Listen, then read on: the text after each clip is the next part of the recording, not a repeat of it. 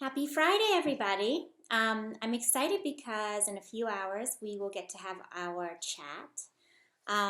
But before we do that, today we're going to be learning about parts of a plant. And let's start with today's date.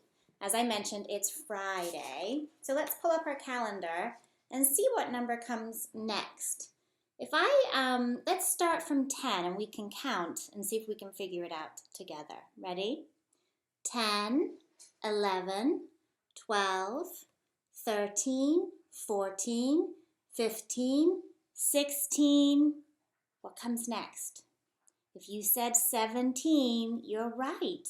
And 17 you can see is made up by a 1 and a 7. So let's take our Sharpie and trace that in so our calendar is all up to date.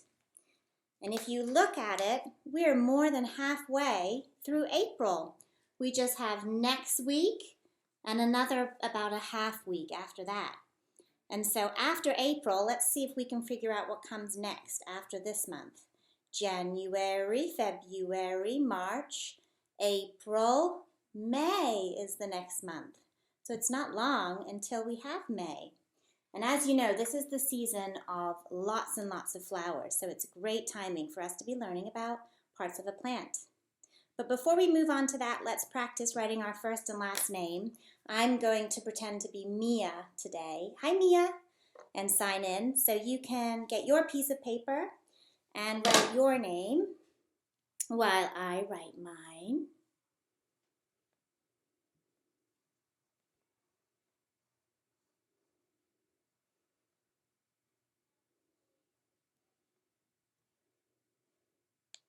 Okay, now I'm all signed in.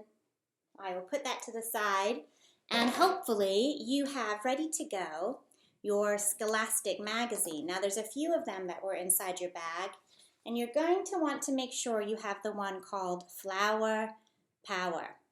And on the front of this book is a little girl, and she's holding up, I think it's a sunflower plant. Let's look at that plant. How many flowers does it have in bloom right now? Let's count them and see if we can figure that out. Ready? 1, 2, 3, 4. There are 4 flowers in bloom. But there's more that makes up a plant than just the flowers. So we're going to open up our book and learn a little bit more about the other parts of a plant that we may not know the names of yet. So you can open your book up, and I'm going to open mine. And I will read to you about the different parts of a plant.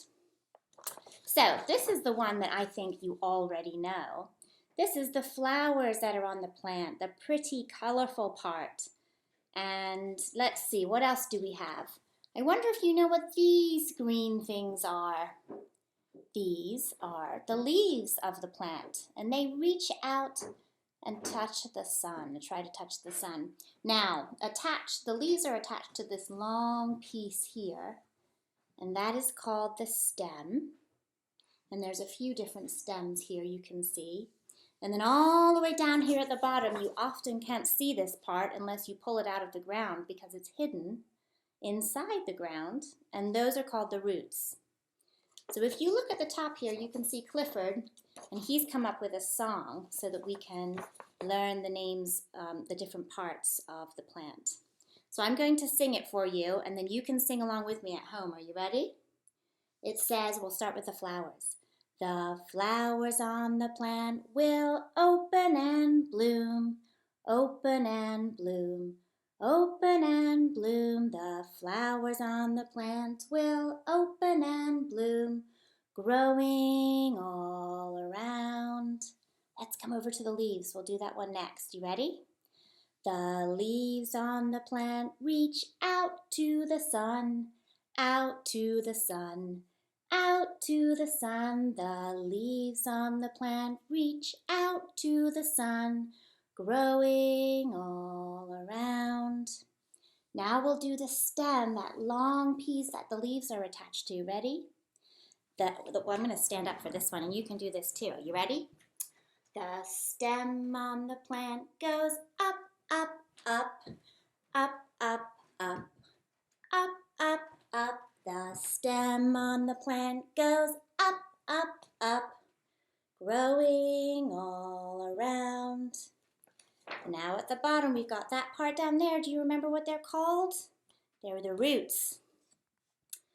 The roots on the plant go into the dirt, into the dirt, into the dirt. The roots on the plant go into the dirt, growing all around. Hopefully you could sing along with me a little bit. Now we're going to turn to our last page and we're going to look at the activity together. It might look a little bit like our jelly bean activity, and I bet you're getting really good at this because we've been doing this a few times while we were at school together, and you got to practice with your jelly beans, and now we're going to be graphing the different kinds of flowers that you see. So you can see they've set up a graph for you down here. What are the colors that they have for you? This color is red. The next one is yellow. And the last one is purple. And up here we see the different flowers. And I'll show you how I'm going to do it. And you can do it along with me. I want you to make sure you have a red, a yellow, and a purple crayon or coloring pencil or marker. And I'm going to set my computer up so you can see nice and well. Okay, hopefully that helps. Now what I'm going to do as I go along is touch the flower, and I'm going to add it to my graph below into the right place before I move on to the next flower. And we're going to go across the line this way and graph them below. So if I see a yellow flower, I want to color in one rectangle down below. Do you think you know where I might color that one rectangle for the color yellow? If you said this yellow column, you're right. And if you said this first rectangle at the bottom, you're also right. So you can pick up your yellow crayon, and remember, we're just doing this first flower. We're going to color in that first rectangle.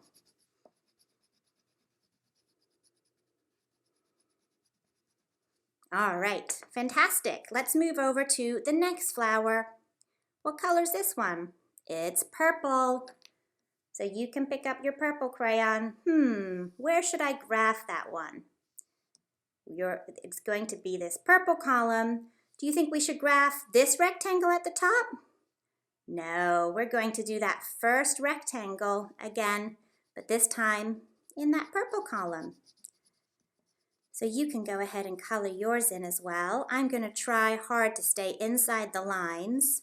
So if somebody looks at my graph, they can see exactly how many I have of each color flower. So far, I know I've got one yellow flower and one purple flower. Let's see what comes next. Here's the next flower. What color is that? Yellow. Do you think you know where to graph it? If you said this next rectangle, you are correct. Let's color in for that second yellow flower. All right. Now let's see what's next. After the yellow one is a red flower. I'm going to switch to my red crayon, and I bet you know where you're going to color. You're going to color in that bottom red rectangle.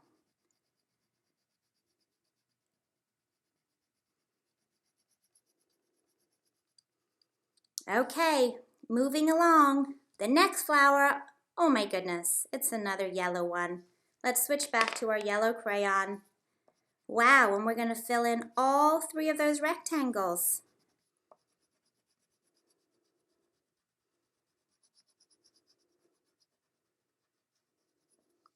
So now we have all three of those colored in. Let's move along. We've got one flower left, and it's this one, another purple. Let's pick up our purple crayon, and we're going to color the next rectangle over here. The next one up.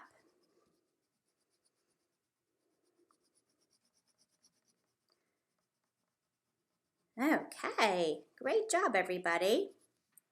You can pause the video until you are all done graphing these flowers below. It may take you a little bit longer to color, and that's just fine. But before you go, I want you to tell whoever the caregiver is with you, I want you to answer a couple of questions for me. So the first one is, which color flower do you have the most of? Do you have the most red flowers, the most yellow flowers, or the most purple flowers? Well, I colored all of my yellow rectangles, and that one is much higher than the purple boxes and the red box, so I know I have the most of the yellow flowers. Which flower color do you have the least of, the smallest amount? If you said red, you're right, because look, we only have one red flower. And how many purple flowers do we have if we look at our rectangles? If you said 1, 2, you're correct. We just had 2 purple flowers. So I'm going to give myself a gold star, and you can do that at home. Put it on our top of our paper. Oh, and I forgot to mention, you might want to write your name at the top because it's great practice for you. So you can do that before you put this away. And we'll get ready for one more video.